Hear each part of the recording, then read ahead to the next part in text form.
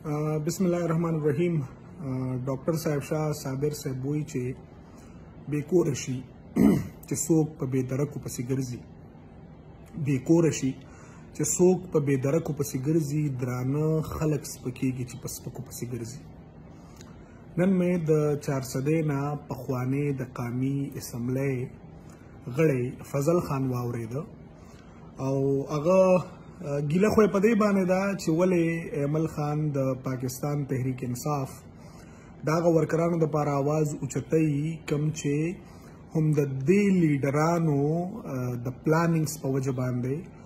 بازارونو ته راووتل، چوکونو ته راووتل، ټول پلازې یې وسېځلې، د ریډیو پاکستان بلډینګ یې وسېځه او هغه وړو هغه ځوانانو باندې اف آی آرز وشو او هغوی نن په جیلونو کې دي، در په در دي، مور پلار یې در په در دي، خاورې په سر دي. د هغوی په حواله باندې ایمل خان آواز پورته کړ. دا ولې داسې وشو؟ د فضل خان بنیادي سوچ دا دی، خو بیا د پاکستان تحریک انصاف د هغه ورکرانو چې هغوی هم د 2-3 ورځو راسې پوسټونه شروع کړي دي چې زموږ ایم این ای بېدرکه دی او که چاته پته وي نو د چارسدې پولیسو سره رابطه وکړي. چې کله د پی ټي آی د صفونو نه دا آوازونه پورته کېدل شروع شو نو نن فضل خان راښکاره شو او فضل خان وایي چې ایمل خان د چارسدې پولیسو ته مونږ ښیي او د چارسدې پولیسو له اطلاع ورکړي چې د پی ټي آی دا پلانې ورکر ونیسه. دا هغه ایمل خان دی، فضل خان، چې په پېښور های کورټ کې ولاړو او په پېښور های کورټ ته هم چې کومه مقدمه وړې وه نو هغه د پښتنو وه، د پښتنو د ژوند وه، د پښتنو د امن وه،